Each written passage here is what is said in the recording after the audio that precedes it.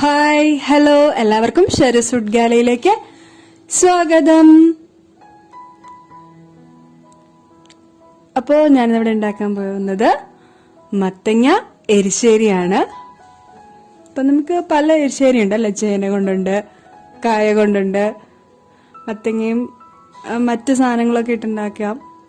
അപ്പൊ ഇന്ന് ഞാനിവിടെ മത്തങ്ങ മാത്രം ഇട്ടിട്ടുള്ള എരിശ്ശേരിയാണ് ഉണ്ടാക്കുന്നത്. അപ്പൊ അതിന് വേണ്ട സാധനങ്ങൾ എന്തൊക്കെയാണ് നമുക്ക് നോക്കാം.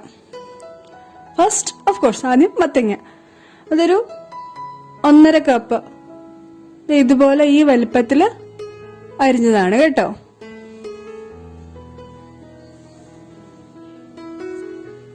പിന്നെ തേങ്ങ 1 കപ്പ് തേങ്ങ ചിരകിയതാണ് ഞാൻ ഇവിടെ എടുത്തേക്കുന്നത്. ഇത് നമ്മൾ പകുതി അരയ്ക്കാനും പകുതി വറക്കാനുമാണ് എടുക്കുന്നത്.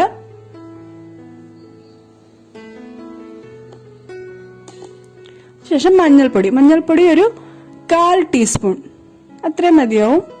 മത്തങ്ങയുടെ കൂടെ ഇട്ട് വേവിക്കാൻ വേണ്ടിയിട്ടാണ്.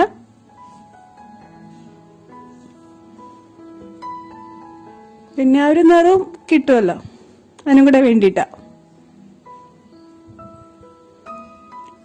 ശേഷം മുളക് പൊടി ഞാൻ 1 ടീസ്പൂണാണ് എടുത്തേക്കുന്നത്. ഒരുപാട് എരിവില്ലല്ലോ എരിശ്ശേരിക്ക്. അപ്പം 1 ടീസ്പൂൺ ഞാൻ എടുത്തേക്കുന്ന മത്തങ്ങയുടെ തേങ്ങയുടെ അളവിനനുസരിച്ചിട്ടാണ് കേട്ടോ 1 ടീസ്പൂൺ മുളക് പൊടി. പിന്നെ ജീരകം ഒരു നുള്ളു ജീരകം,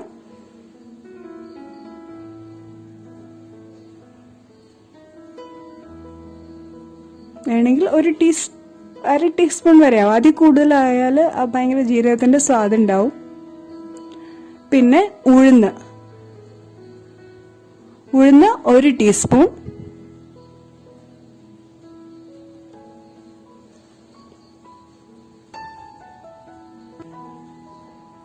കടുക് 1 നുള്ള്, കുറച്ച് മതി. നമ്മൾ കടുക് ഇടാൻ എടുക്കത്തില്ല, അതിനേക്കാളൊരു കുറച്ച് മതി.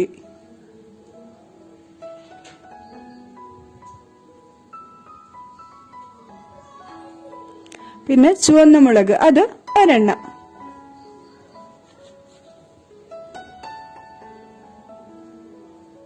കണ്ടോ, ഒരു ചുവന്ന മുളക് മതി. ഇത് ചരടൻ മുളകാണ്. പിന്നെ കറിവേപ്പില ഒത്തിരി നിങ്ങളുടെ ഇഷ്ടത്തിനനുസരിച്ചിടാം. ഞാനിപ്പോ ഇവിടെ 1 കതിർപ്പ് എടുത്തിട്ടുള്ളൂ.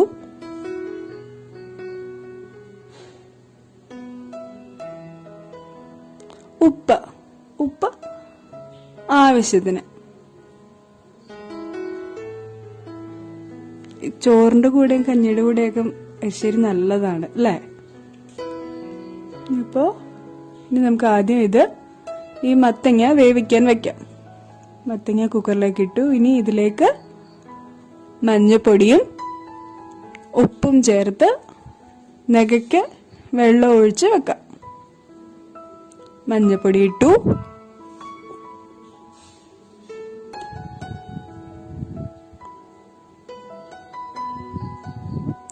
ഉപ്പ്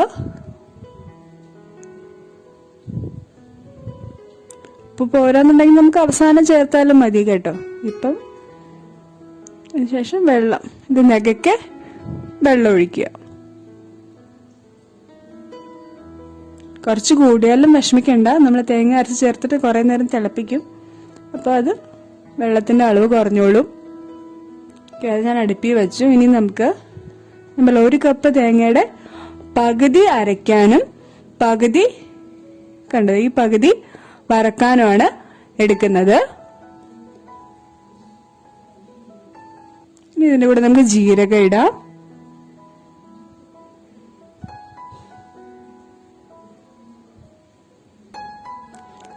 പിന്നെ മുളക് പൊടി.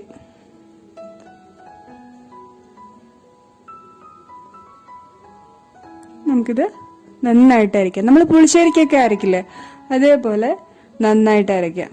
അപ്പം ഇതൊന്ന് അരച്ചു കഴിഞ്ഞിട്ട് പിന്നെ വെള്ളം ചേർത്തിട്ട് വീണ്ടും നന്നായിട്ട് അരയ്ക്കുക.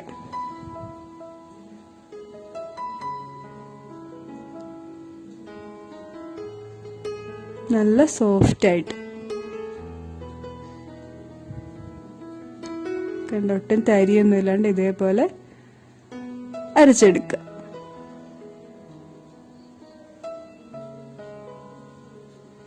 ഇതൊരു പാത്രത്തിലേക്ക് മാറ്റുകയാണ് കേട്ടോ.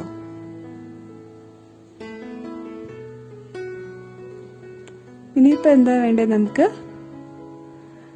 പാനില് കുറച്ച് വെളിച്ചെണ്ണ ഒഴിച്ചിട്ട് നമ്മൾ മാറ്റി വെച്ചിരുന്ന തേങ്ങയില്ലേ അത് വറുത്തെടുക്കാം.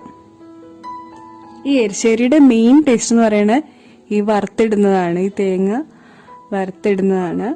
ഇപ്പം വെളിച്ചെണ്ണ ചൂടായി, ഇതിലേക്ക് നമുക്ക് കടുകും ഉഴുന്നും ചുവന്ന മുളകും ഒക്കെ ഇട്ടിട്ട് നന്നായിട്ട് വറുത്തെടുത്തിട്ട് അതിനുശേഷം പിന്നെ തേങ്ങ ഇടാം.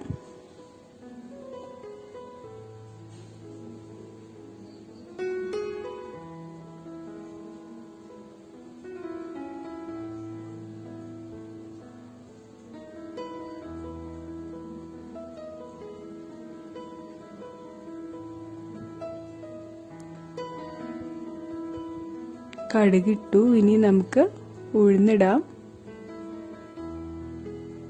കടുക് കുറച്ചേ ഞാൻ എടുത്തുള്ളൂ. ഇനി ഉഴുന്നിടാം.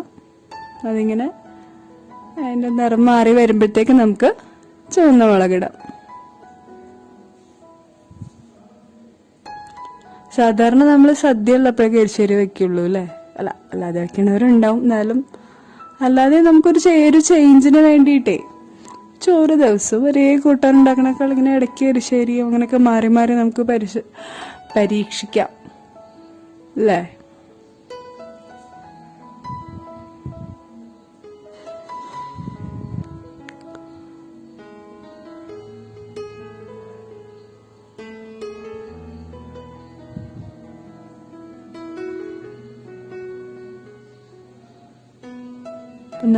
നമ്മുടെ വീട്ടിലുള്ള വിഭവങ്ങൾ കൊണ്ട്, കിട്ടുന്ന പച്ചക്കറി കൊണ്ടൊക്കെ നമ്മൾ നല്ല ഹെൽത്തി ഫുഡൊക്കെ ഉണ്ടാക്കാൻ ശ്രമിക്കുക അല്ലേ? ഈ കാലം അങ്ങനെയാണല്ലോ. ഇനി ചുവന്ന മുളക് അതൊന്ന് നന്നായിട്ട് മൂത്ത് വരുമ്പോഴത്തേക്ക് നമുക്ക് തേങ്ങ ഇടാം. തേങ്ങ നല്ല ബ്രൗൺ കളർ ആകുമ്പോൾ നമുക്കത് ഓഫ് ചെയ്യാം. അപ്പം നന്നായിട്ട് ഇളക്കുക. ഹൈ ഫ്ലെയിം ആണെങ്കിൽ ഇളക്കിക്കൊണ്ടേയിരിക്കുക. ഒരു മീഡിയം ഫ്ലെയിം ആണെങ്കിൽ ഇങ്ങനെ ഇളക്കിയാൽ മതി. അപ്പോൾ ഈ നിറമായി നമുക്ക് ഓഫ് ചെയ്യാം. എന്നിട്ട് നമുക്കത് മാറ്റി വയ്ക്കാം. അപ്പോൾ നമ്മൾ നേരത്തെ വേവിക്കാൻ വെച്ചിരുന്ന മത്തങ്ങ നന്നായിട്ട് വെന്തിട്ടുണ്ട്. ഒരു 4 വിസില് കേൾപ്പിക്കണം കേട്ടോ. കാരണം നന്നായിട്ട് വെന്ത് നമ്മൾ ഉടച്ചാണ് എടുക്കുന്നത്. ഇതുപോലെ കഷ്ണമായിട്ട് കിടക്കില്ലല്ലോ. ഇപ്പൊ ചേനയാണെങ്കിലും ചെറിയ കഷ്ണം നന്നായിട്ട് വെന്ത് അതിന്റെ കൂടെ ചേരുമ്പോഴാണ് ആ എരിശ്ശേരിയുടെ ആ ഒരു ടേസ്റ്റ് വരിക.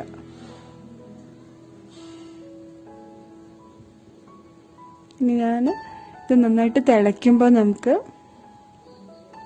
അത് ഓൺ ചെയ്യാം കേട്ടോ. ഇനി അത് നന്നായിട്ട് തിളയ്ക്കുമ്പോൾ നമുക്ക് തേങ്ങ ചേർക്കാം. തേങ്ങ അരച്ച് വെച്ചിട്ടില്ലേ അത് ചേർക്കാം. തിളച്ചു. ഇനി തേങ്ങ ചേർക്കുകയാണ് ഞാൻ. ഇനി അത് നന്നായിട്ട് തിളയ്ക്കണം. ഇപ്പോൾ വെള്ളം കുറച്ച് കൂടുതലുണ്ടെങ്കിൽ ഈ സമയത്ത് നമുക്ക് കുറച്ച് കുറയ്ക്കാം. ഇനി കുറവാണെന്ന് വെച്ചാൽ നമുക്ക് ഈ സമയത്ത് വെള്ളം ഒഴിക്കാം.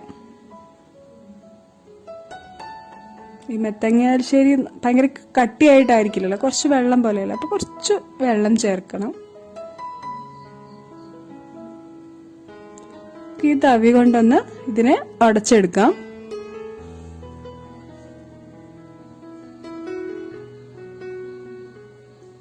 ഒന്ന് തൊട്ടാ മതി, മത്തങ്ങയാണല്ലോ പെട്ടെന്ന് ഉടഞ്ഞോളും.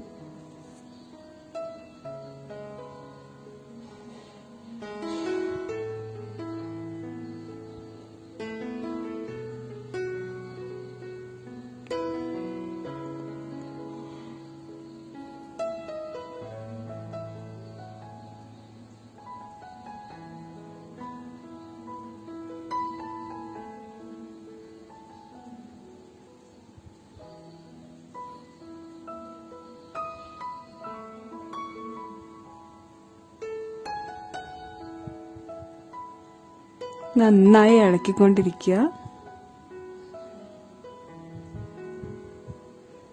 നമുക്ക് ആ തെറിക്കുന്നതിനനുസരിച്ചിട്ട് നമുക്ക് അതിൻ്റെ ഫ്ലെയിം അഡ്ജസ്റ്റ് ചെയ്യാം. ഓക്കെ, അപ്പോൾ ഇച്ചിരി വെള്ളം കുറവായതുകൊണ്ട് ഞാൻ ഇച്ചിരി വെള്ളം ഒഴിച്ചു കേട്ടോ. ഒരുപാട് കുറുകി കട്ടിയായിട്ടിരുന്ന എരിശ്ശേരിക്ക് ആ സ്വാദ് കിട്ടില്ല. എന്നാ വെള്ളം പോലെ ആവാൻ പാടില്ല താനും.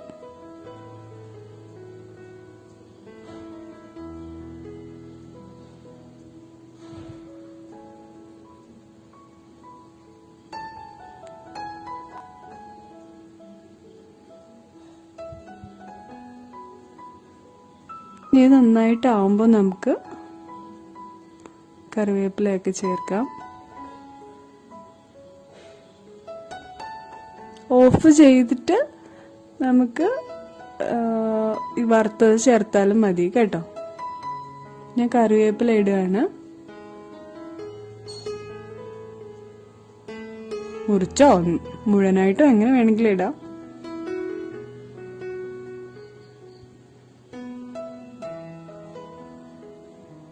ഇനി നമ്മൾ നേരത്തെ വറുത്ത് വെച്ചിരുന്നില്ലേ ആ തേങ്ങ ഇതിലേക്ക് ഇടുക.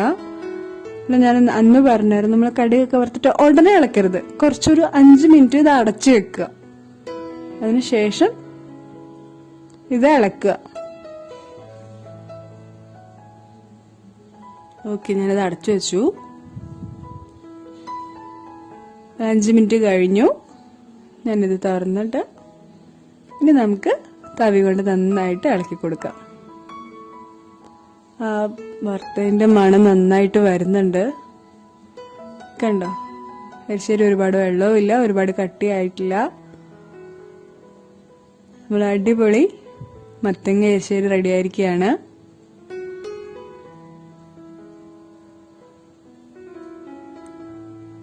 കണ്ടോ, അപ്പോൾ നിങ്ങളെല്ലാവരും ട്രൈ ചെയ്യുമല്ലോ. മത്തങ്ങ വീട്ടിൽ പച്ചക്കറിയൊക്കെ മേടിക്കുമ്പോൾ ഇനി ഇങ്ങനെയൊന്ന് നിങ്ങൾ ട്രൈ ചെയ്ത് നോക്കൂ. മത്തങ്ങ വെറുതെ കളയണ്ട.